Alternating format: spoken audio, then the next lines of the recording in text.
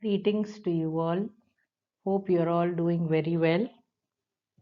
Based on some of the suggestions given by a few subscribers, I have brought out this video titled Boundary Value Problems for Ordinary Differential Equations with Mixed Boundary Conditions.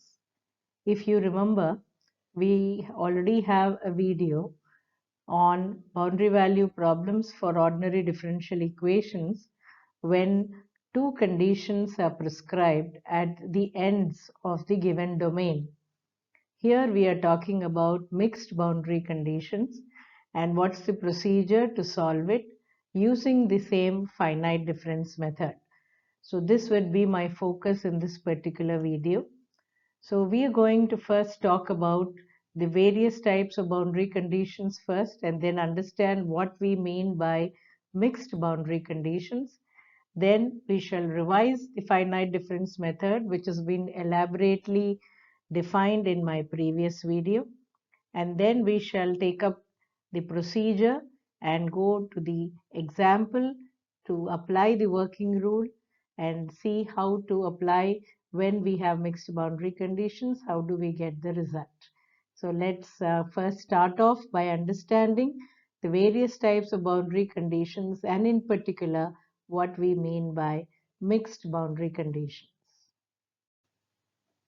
In this slide, let us start by studying the various types of boundary conditions which are defined for a second order ordinary differential equation. So I am going to focus on the second order in my particular video. So I'll give you two conditions in each type which we are going to study. So the first type that we are going to study about and most commonly used is the Dirichlet type of boundary conditions.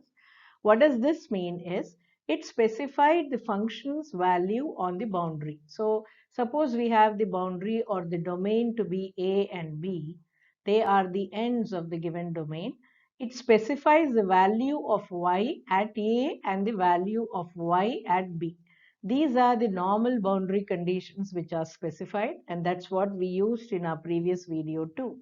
So these are called Dirichlet boundary conditions or also called as type 1 boundary conditions. And they are represented in this form: y of A equal to alpha, y of B equal to beta.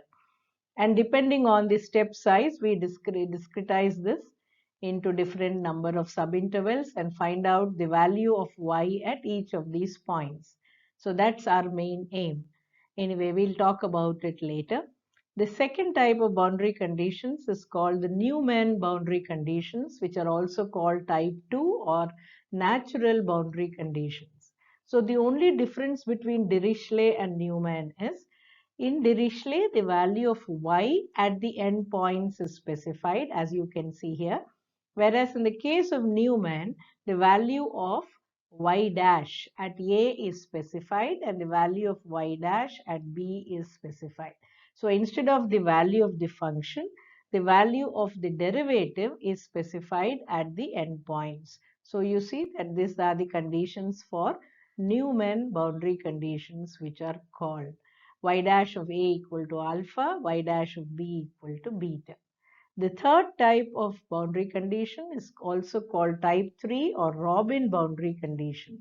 So this is a combination of the Dirichlet's and the Newman boundary conditions. So you could have a linear combination of y of A and y dash of A, and that would be defined at the left end point, and another linear combination of y of b and y dash of b at the other end point. So that could be those conditions are called Robin boundary conditions. The fourth one is the mixed boundary condition, which we are going to focus in this video. It's similar to Robin type, but still the parts of the boundary conditions are specified by different conditions. What we mean by that is, at the end point A, I may define a Dirichlet boundary condition, and at the end point B, I may define a Newman boundary condition, or vice versa. It could be different boundary conditions defined at the two endpoints. So that we call it mixed boundary conditions. So here we have at A, we have Dirichlet boundary conditions, and at B, we have Newman boundary condition. So we are going to focus this kind of boundary conditions in our problem today. And the final one is called the Cauchy boundary conditions, where both the conditions are prescribed at the same value of f(x), which in fact here it is at the point x equal to a. So we have two initial conditions where we talk about y at a, and y dash also is defined at the same point a. Such conditions are called Cauchy boundary conditions. So we are now going to focus on mixed boundary condition, which is our main part in this particular video. Let's continue now by recalling what is finite difference method and what are the formulae that we have to recollect so that we can apply it in an example here. Let us now talk about the finite difference method and why is it that we need to choose the method? What is its basic advantage? The basic advantage of this method is it reduces an ordinary differential equation into a system of linear equations. So that's the main thing. So a differential equation is reduced into an algebraic system. That's the main advantage of this method. And what does the method involve is that any derivative that is occurring in an equation or it is occurring in the boundary conditions, they are going to be replaced by finite difference approximations.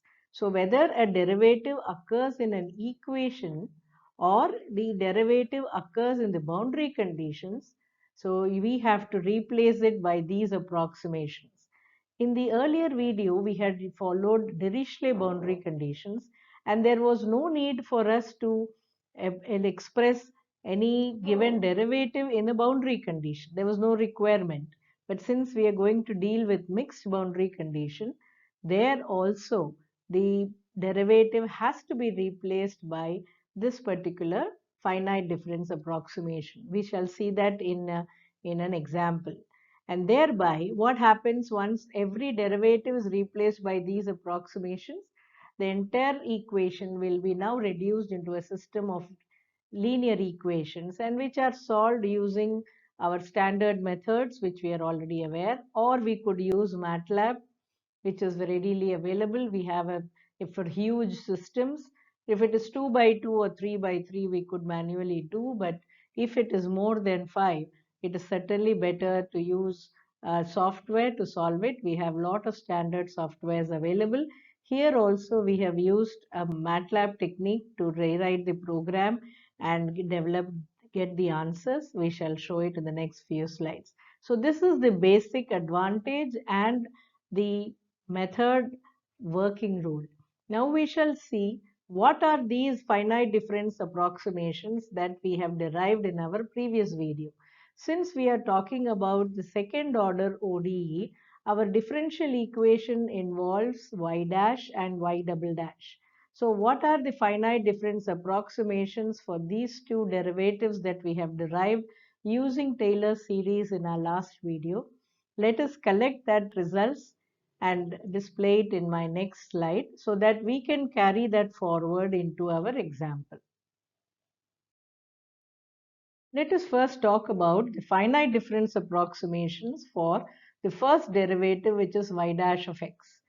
If you recall, there are three ways of writing the finite difference approximation for the first derivative, and they are this.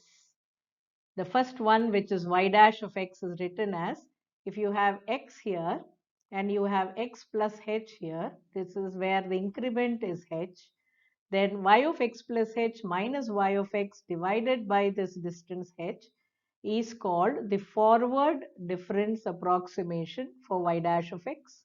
Similarly, in this case, if we have x here, x minus h is preceding it with a distance of h again, and y of x minus y of x minus h by h is another approximation, which we call it to be the backward approximation for y dash of x. And if we are dealing with one before and one after x, that is x minus h and x plus h with a distance of h each from x or 2h between the two elements, then y of x plus h minus y of x minus h by 2h is called the central difference approximation for y dash of x.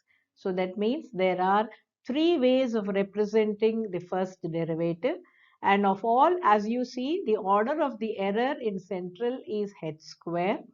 H being a very small quantity, the square of the small quantity is even more smaller, and therefore we assume that the central difference approximation is the most accurate out of the three, and we shall use this formula for our problems, which is y dash of x is equal to y of x plus h minus y of x minus h divided by 2h. So this is the formula that we shall be using.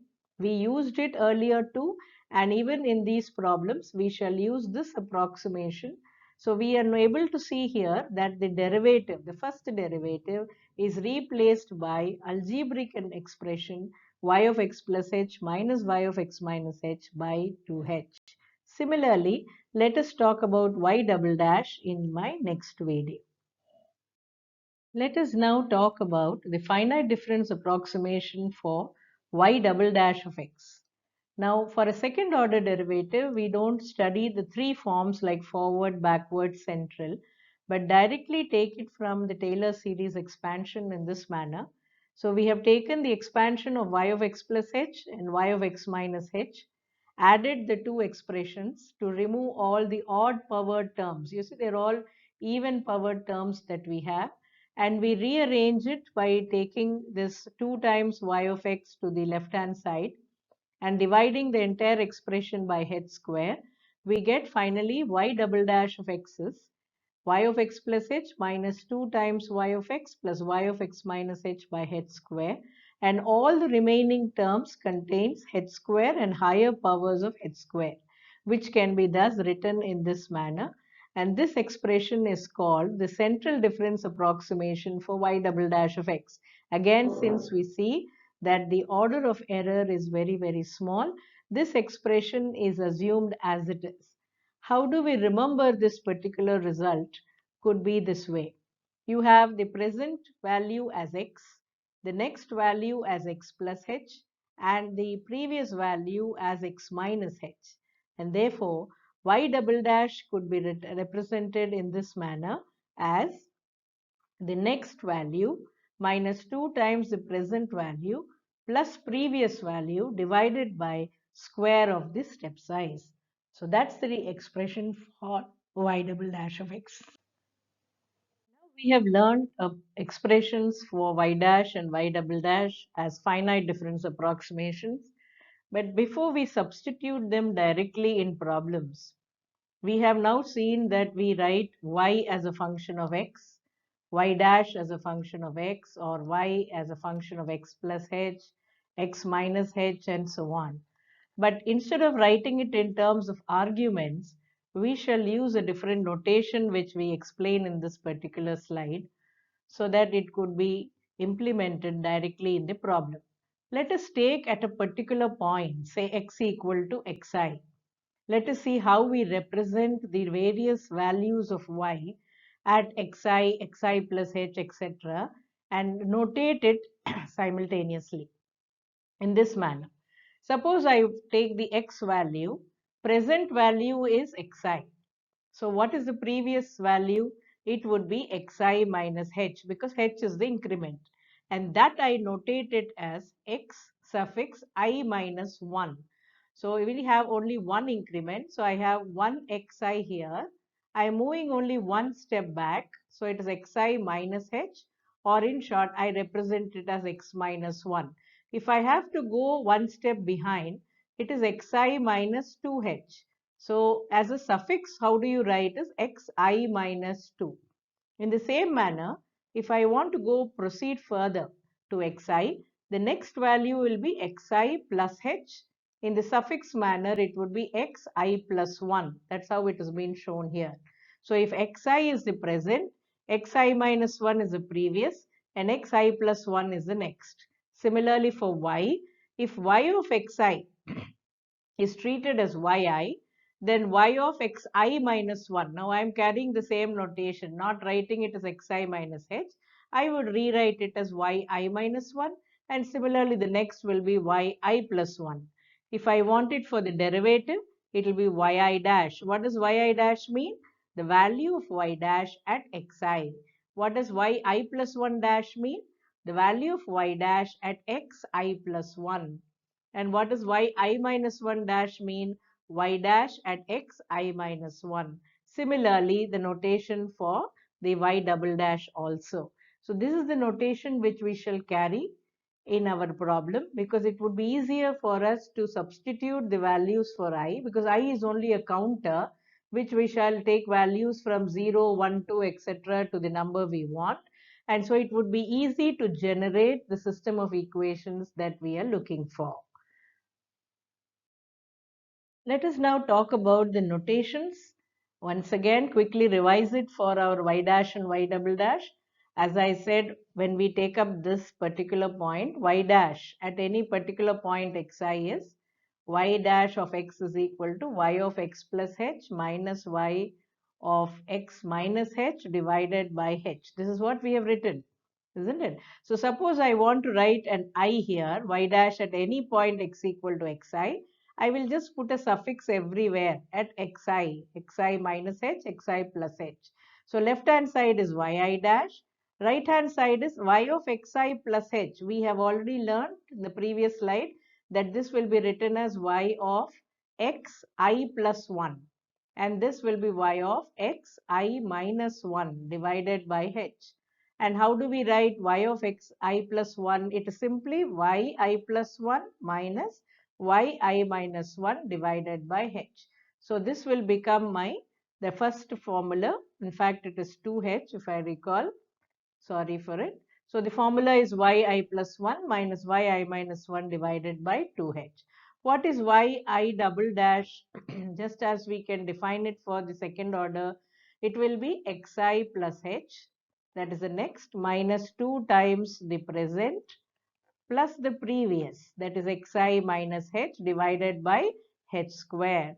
Now what will this become? Y of xi plus 1 minus 2 into y of xi plus y of xi minus 1 divided by h square. Or what is y of xi plus 1? It's simply yi plus 1 minus 2 y of xi is yi plus y of x minus 1 is yi minus 1 divided by h square. This is an expression to be substituted for the second order derivative. So we see that the first order derivative and the second order derivative, how nicely they could be converted into algebraic expressions this way. So let us list it out before I proceed to the working rule in the same slide and discuss about what is the various procedures. So what did we say? If we recall that every derivative that is occurring in the equation and in the boundary condition has to be replaced by these approximations. So we are talking about mixed boundary conditions. So certainly we are going to talk about a derivative in the boundary condition. So before that, let's summarize the result that I just now said.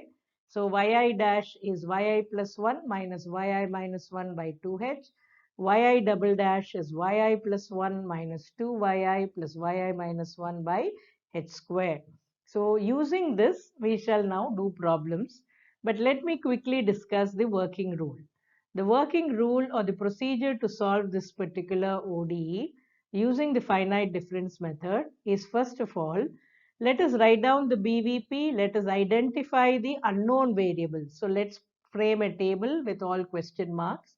Then we shall rewrite, because our notation now said we are rewriting it at the point x equal to xi. So I will rewrite the ODE at this point. I substitute the finite difference approximations as I have defined it here. Remember, we not only have to substitute it in the equation but also in the boundary condition. Now this is playing a role in this particular problem, because when we talk about mixed boundary condition, one of the boundary conditions will have a derivative in it, and in that we cannot leave the derivative as it is. We have to replace it by the finite difference approximation. So the substitution of these approximations should be done in the equation and in the boundary conditions also. That's very important. And thereby, once it reduces to an algebraic form, we only have to substitute the values of this counter. As I told you in the previous video, whatever the question marks are, we have to take those values of I, substitute these particular values and get out. Because for 0, it's already specified. That's the reason I started with 1 here.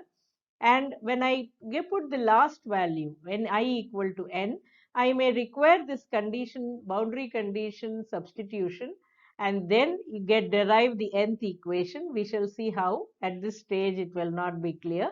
So let us use the boundary condition result to develop the nth equation. As of now, just understand that. And after that, we solve it using the known tools. Here we are using the MATLAB tool, and then we declare the unknowns, that is the value of y at the intermediate points in the domain. So this would be the gist or the working rule to solve any ODE. Let's now apply it in a problem and follow these rules as it is suggested here. So let's take up a problem now.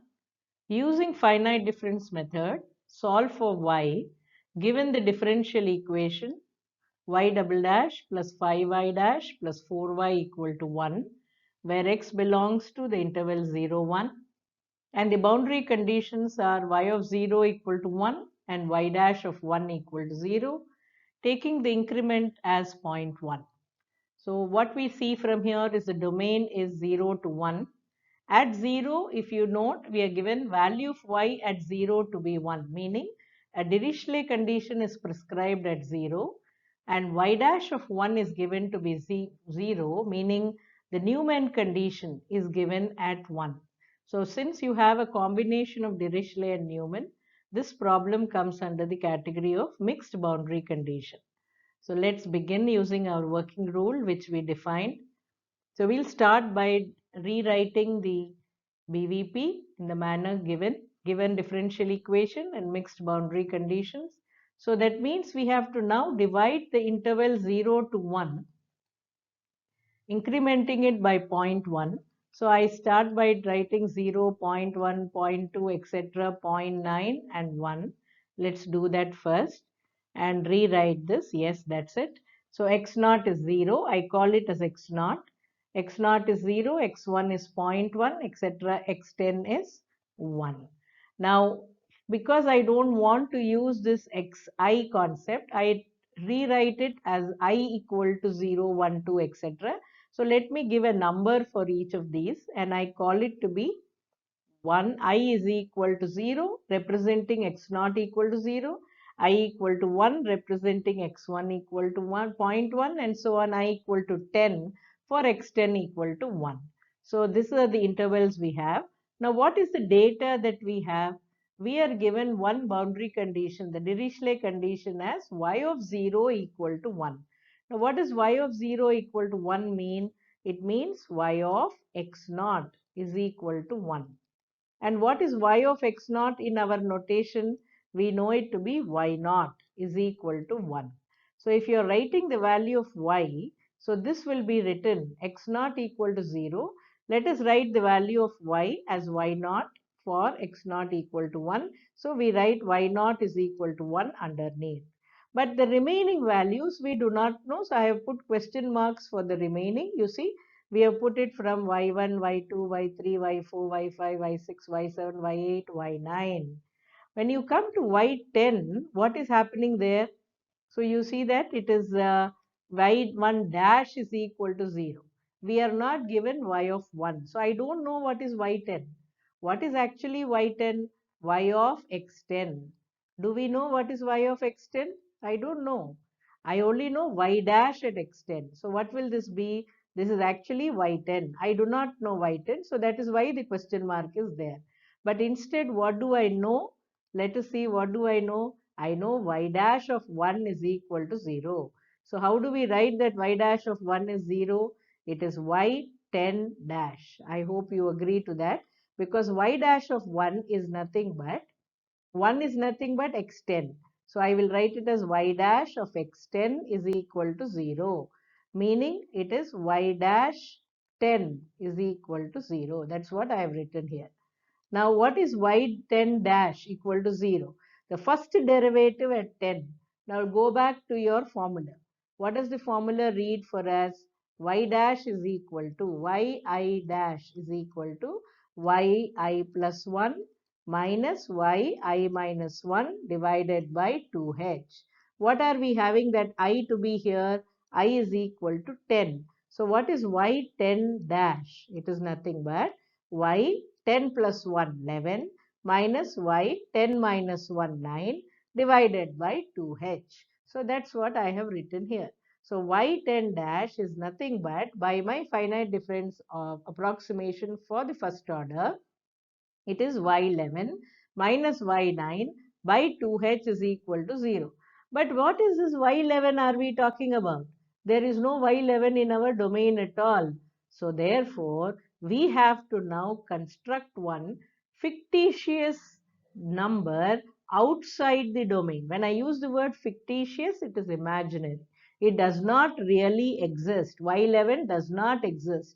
But when you equate it to 0, what are we getting? That y11 is equal to y9. Kindly note, y10 is a question mark.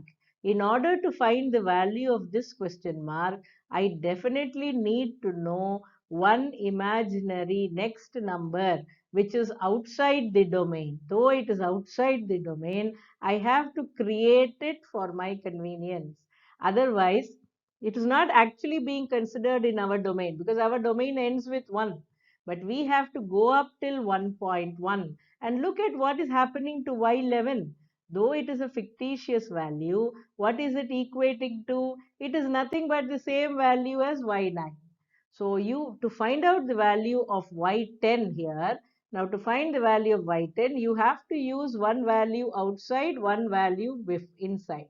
Now this relation between the outside value and inside value is given by your boundary condition, which is y dash 1 equal to 0.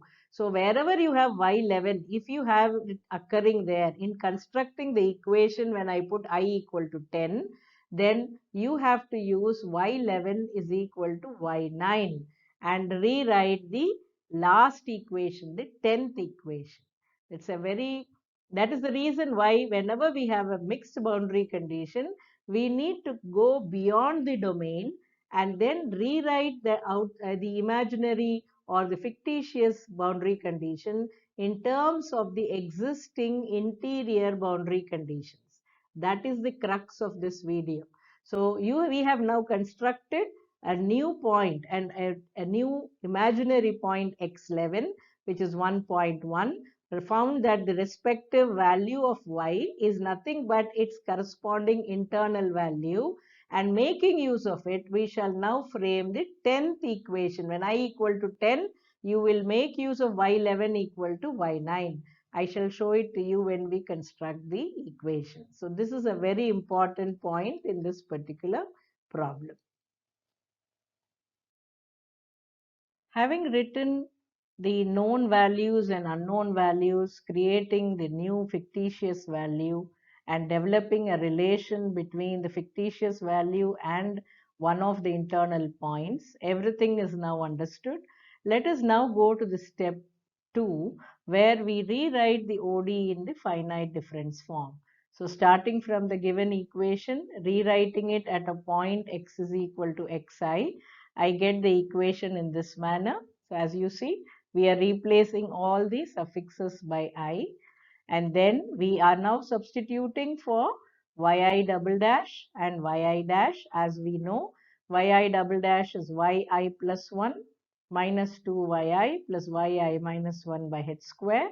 Yi dash is yi plus 1 minus yi minus 1 by 2h. Now we shall take the LCM, simplify it, and then reorder them, and we get a term for yi plus 1, yi minus 1, and a constant term. So knowing the value of h to be 0.1, let us substitute and simplify. So we get this. Now I have put I equal to 1, 2, etc. If you recall, in our last slide, we started with I equal to 0, I equal to 1, etc. We went up to I equal to 10. At I equal to 0, we know the value of y. So we know what is y naught. But we do not know y1, we do not know y2, and we also do not know y10 because our last boundary condition was not Dirichlet's, but it was Newman condition. So y dash of 1 is equal to 0. So for this sake, for constructing an equation for this, we went up to I equal to 11 and developed that condition that y11 is equal to y9. So totally how many unknowns do I have? y1 to y10. So that's the reason I have put the range as 1 to 10. So here what shall we do now? We shall put I equal to 1. So just see what happens when I put, initially there's no problem.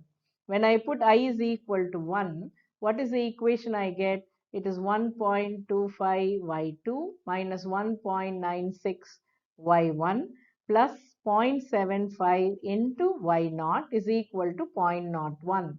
Now what is that y0 value? We know y0 value is given to be 1. So this will give me 1.25 y2 minus 1.96 y1 is equal to 0.01 minus 0.75, which will be minus 0.74. This will be my first equation. The second equation similarly, when I put I equal to 2, what will this become? This will become y3, this will become y2, this will give you y1. So it will have all the three components. When I put I equal to 3, this will give me y4, this will give me y3, this will give me y3 minus 1, 2, and so on. Now suppose I put I is equal to 10, that's my last number. So let me see what happens when I put I equal to 10. It gives me 1.25 y11 minus 1.96 y10 plus 0.75 y9 is equal to 0.01. Now what do you see? There is a point which is extra, which is y11 outside the domain. And what did we develop? And develop a relation for y11. What is y11 equal to? We said it was equal to y9. I hope you remember in my previous slide. And how did we get this? We got this from the second boundary condition. So that was the reason when I wanted to create the 10th equation, I get an expression like y11, which is outside the domain. But this condition gives me a relation between that fictitious point y11 and one of the internal points, which is y9 here. So both these y9 and y11 are same. So I add them, and 1.25 plus 0.75 becomes 2. And instead of writing y11, I write it as y9 minus 1.96 y10 is equal to 0.01. This will be my 10th equation. And now I have developed all the 10 equations and I get a system of equations therefore. It's a 10 by 10 matrix. If I write it in the matrix form, let's see how the matrix form will finally reduce to. Finite difference method has finally helped us to reduce the given differential equation into an algebraic form, and by putting values of I from 1, 2, etc. to 10, we have thereby reduced the complete equation, algebraic equation, into a system of equations. And in the matrix form, we have reduced it further into the form Ax equal to B, where you can see here that the left-hand side matrix is A, which is a coefficient matrix.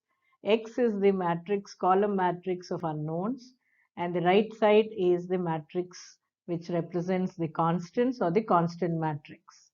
Now we see that the first equation is minus 1.96 into y1 plus 1.25 into y2 is equal to minus 0.74. This is how we just now derived.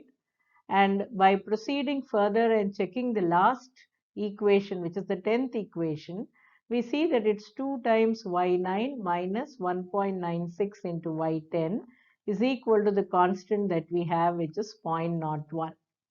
So nowhere we see the occurrence of y11. I'm sure you have noticed. So that fictitious value that we have considered as y11 has only enabled us to find out the value for frame the equation for y10 so that its value can be obtained, and the relation between this fictitious value was written in terms of the known interior values, just like how it was y11 equal to y9 in this case. It could be different in different problems. So that fictitious value only helped us create an equation for the last unknown, which is y10. And that is the main crux of mixed boundary condition. So construction of a fictitious value and developing its relation with the known interior values is the main job in this particular type of problems, and this is how mixed boundary conditions have to be handled. Furthermore, if you notice, in the matrix A, we have 1.96 occurring along the diagonal. So you see, this is your main diagonal, and the number 1.25 occurs in a diagonal just above the main diagonal throughout, and the number 0.75 just below the main diagonal that you see it occurs, except the last number, which is 2. So this matrix is where we have the main diagonal filled, one diagonal above and one diagonal below is filled, and all the other elements above and below these three diagonals, it is 0. So such a matrix is called a tridiagonal matrix. Now we have a system, therefore, which is of the form Ax equal to B, where A is a tridiagonal matrix. Now, though we have a lot of zeros in the coefficient matrix, this system, because it's a huge 10 by 10 matrix, lot of softwares are available, codes are available on Google today, readily available. We just have to choose the right code and enter all our coefficients correctly in the right order, mentioning the constants as well as the coefficients in a correct manner, and thereby getting the solution is not a tough job at all these days. And the solution of this particular system is shown in the next slide. I have used one of the codes which was available in the standard websites, and thereby let me present the final solution to you, that is the values of y1 to y10 in my next slide. Using MATLAB code, we have developed the solution of this 10 by 10 system of equations in this manner, giving us the values of y1 to y10 as it is shown here. A number of codes are already available on the website. Either we take it up through any YouTube channel or any of the general Google itself. We could take any one of them or rewrite a code on our own in order to generate it. It's not tough. Even for tridiagonal matrices, we see that there are a number of codes that are available. We could choose any one of them and give the data correctly, mentioning the coefficients correctly, and thereby get the solution directly. So the main point when we have mixed boundary conditions is like the construction of the fictitious boundary condition and trying to relate the y value corresponding with the known interior values using the boundary condition given to us. So carefully, if we do it, this is how a mixed boundary condition has to be handled. This is one simple example. I hope it is clear, and I hope you could also give me any of your suggestions through the comments in the comment box. And this is because some of the subscribers have been asking me. I have brought it out. In case of any clarity that you want on any other video, kindly let me know. I shall come out with a new video. So thank you for your patience and wish you the very best. See you in my next video.